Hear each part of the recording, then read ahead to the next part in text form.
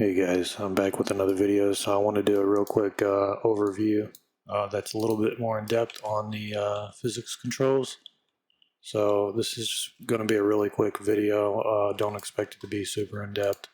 There is no other videos on this out there that explain this in any detail at all. So let me just go ahead and explain to you. So if we right click and we edit this, you'll see they have this physics control right here. How did they get that? Because a lot of you are probably not going to be able to know how to enable that. You can go up here to plugins and type in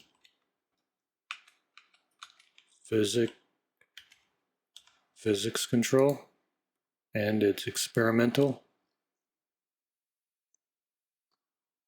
And so you can enable that, restart your project, and once you get back here, you'll see that you can add a physics control by a physics control component right here.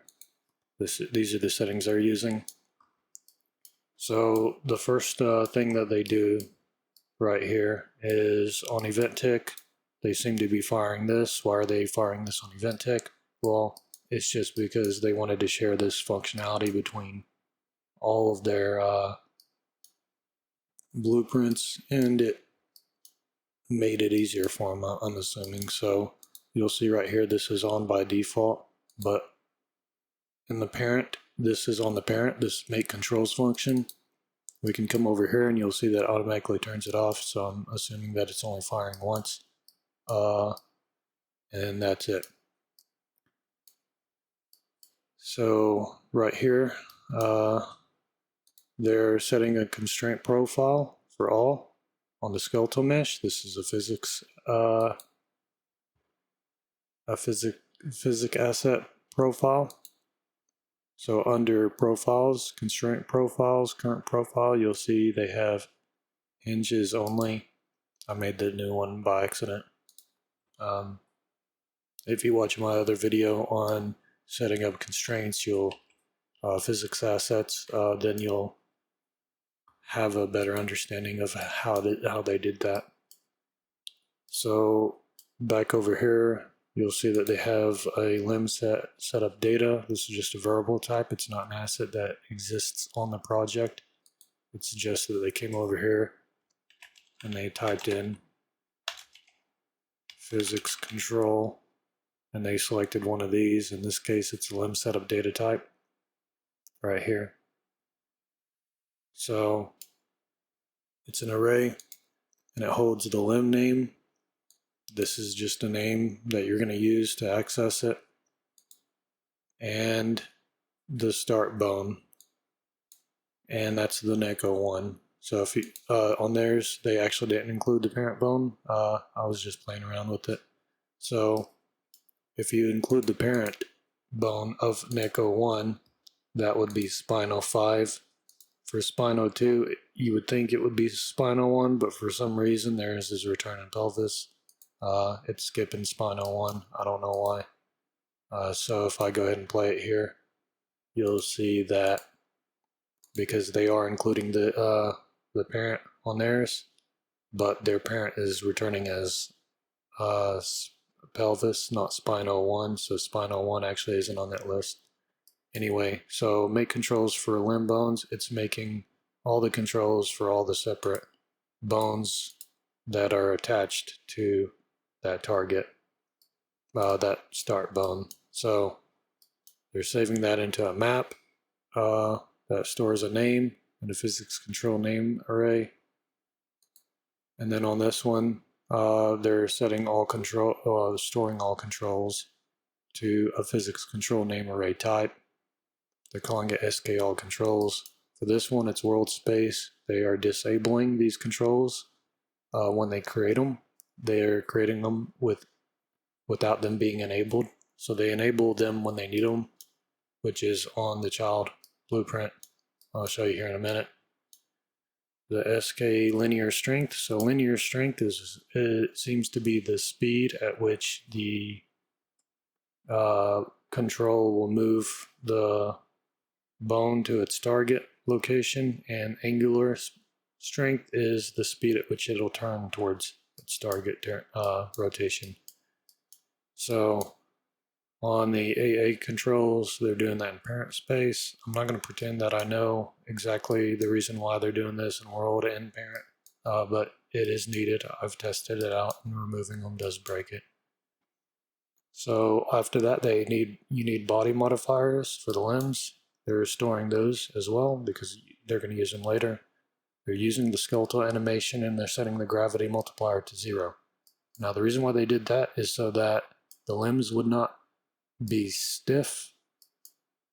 The reason why the limbs would be stiff is because if gravity multiplier is set to 1, then these strength values have to be dramatically higher, which makes the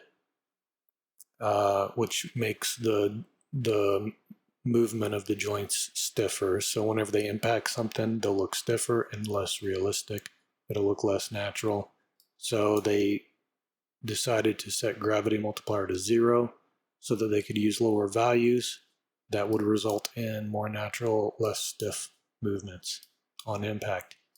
So that's the reason why they did that. And there's a note in here that explains that. So if we come back over here, we've made our controls.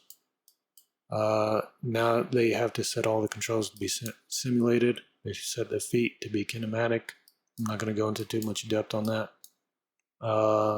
Over here now, they are enabling all of these controls. So remember, they only enable them when they need them.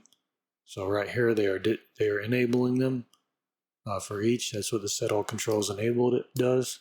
And it takes the array of the bone names. And over here, they're setting the control linear data for the pelvis. They're just setting the strength, enabling the control, setting the control multiplier for the pelvis, enabling that control.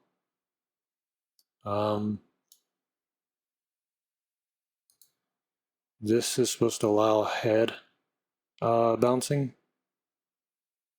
Again, they're enabling the controls. I'll do another video later on, but right here they're doing a set control target orientation, and that's apparently to orient it because they needed to tweak it since the animation looks down.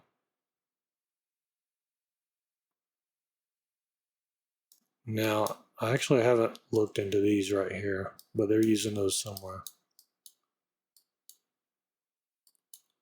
Right here, this is where they're making, they make named control, and this is actually what controls making the hands follow the steering wheel. So you see they have the wheel as the parent mesh, and they have the skeletal mesh as the child, and they're using the child bone name hand L. On this one, it's hand R. They make a physics control target. That's the wheel. That's a scene component. So this scene component is actually on. Well, you can't see it in here. It won't let me show you. Let me just. There we go. So this is the scene component, and it's just moving that hand to there. So if I disconnect this,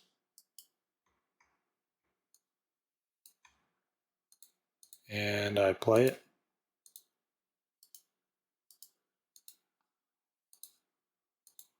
you'll see now the hand is not attached to the steering wheel.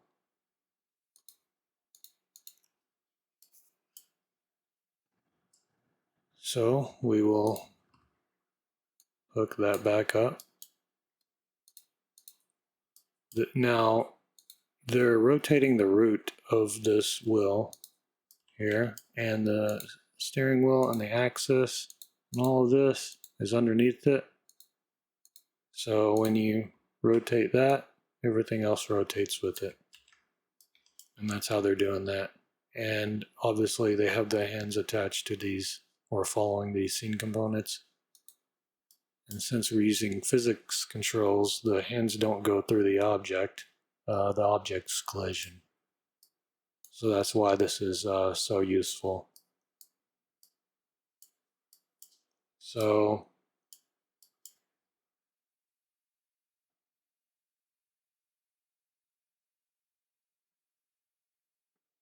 yeah, so they're using that disable collision for between the parent and the child bodies on this one.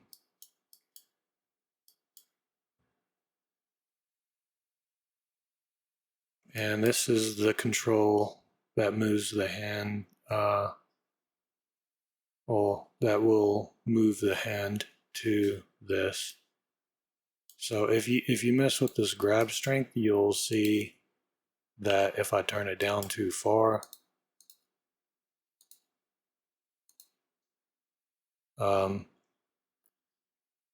his hands go through it because one, they have this disabled.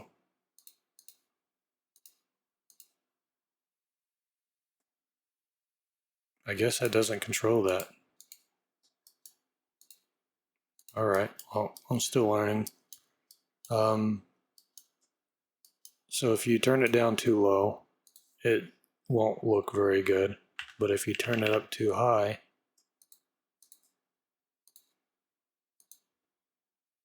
you'll see it moves really fast. And that's because, like I was saying, this grab strength here, it controls the linear strength and the angular strength. And that's basically the speed at which it will move towards the target.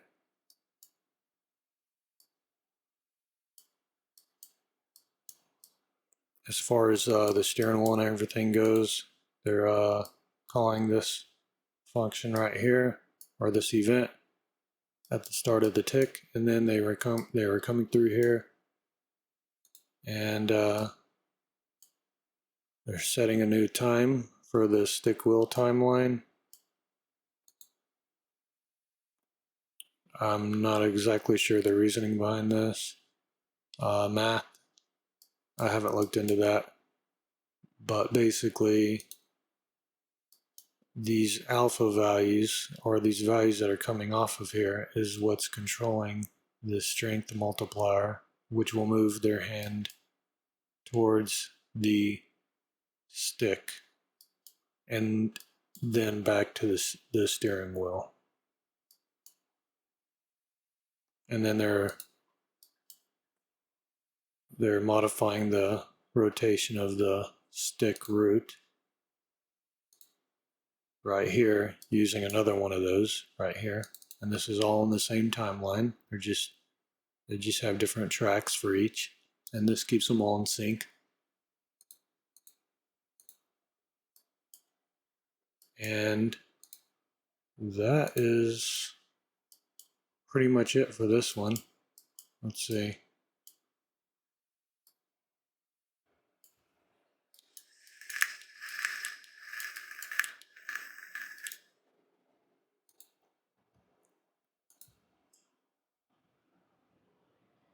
So it looks like this event might be called by the parent.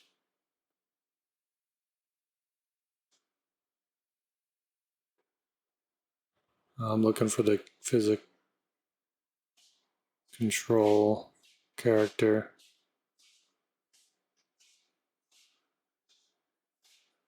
It's on here somewhere. This is the driver. I'm assuming that this is getting called probably from a trigger or something, and it turns it on or off. I don't know exactly. It's being called from somewhere. Anyway, if we come over here to this other one, I'll go ahead and do a rundown of this one.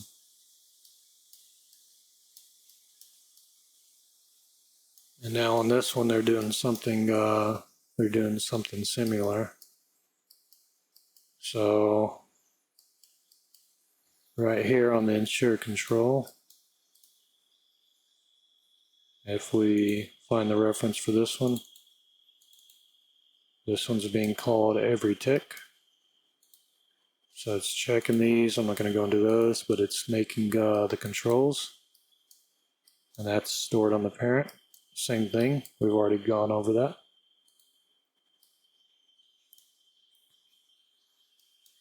Let's see. And then they're setting this to simulate the hands. They're setting the hands to kinematic.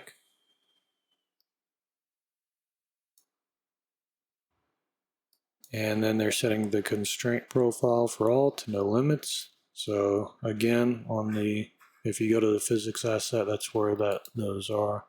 And here's the no limits one. And as you can see, there doesn't seem to be any limits on these controls. On the hinges only, you'll see those changed. Let's see what else changes between these. The knees. And I think right here too.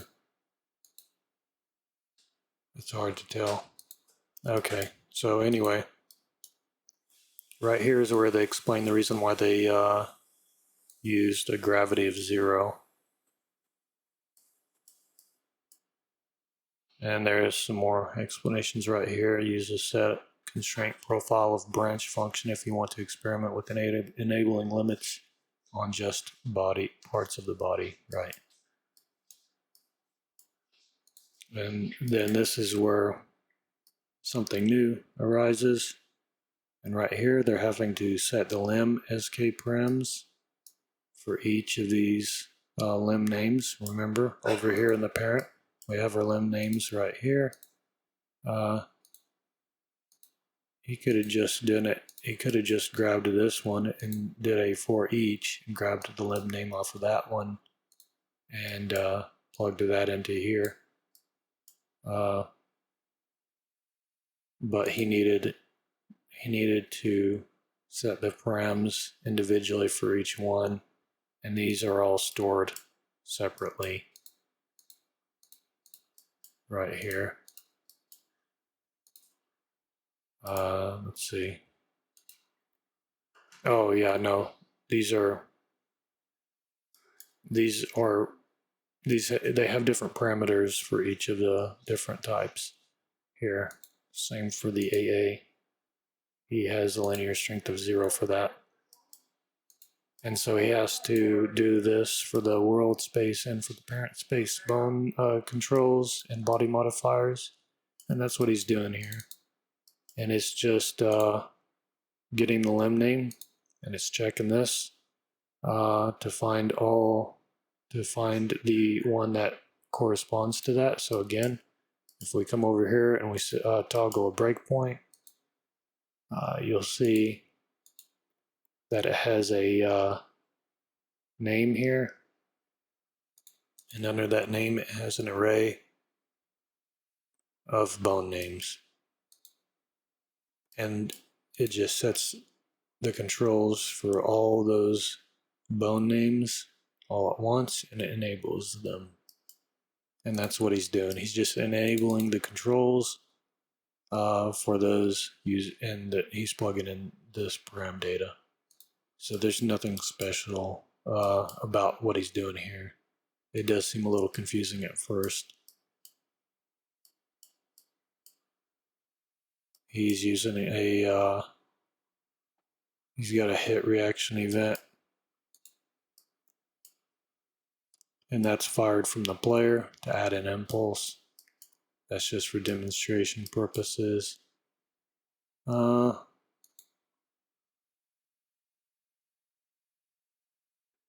this one seems to move the character left or right.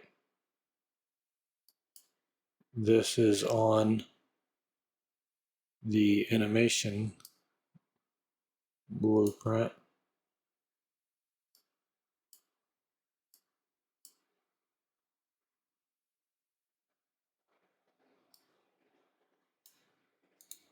Yeah. So if you follow this, you'll see it's just an animation of him moving to the right, and then the other one is an animation of him moving to the left.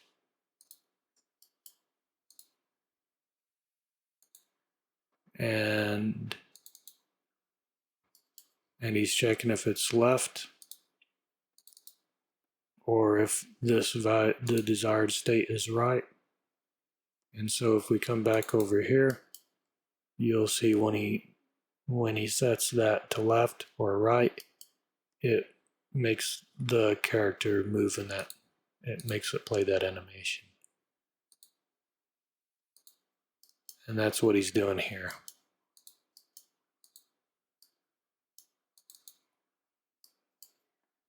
And then it seems to just call itself again. So it's a recursive function that just keeps moving them left to right. And it flip-flops every time. And that's pretty much all that's to that. So that's the rundown, guys, and I hope that made things a little bit clearer for you. I'm still learning this and trying to get familiar with it, but if you apply some of the stuff that you've learned from physical animations, it works off of the primary principles that one does as well. So just keep that in mind when you're working with this. There are no documents on this yet, and there are no other videos yet, as far as I can tell, unless I overlooked it. If you have any questions, feel free to ask down in the comments, and I'll see you in the next video. Make sure to like if you found this helpful, and I'll see you in the next video.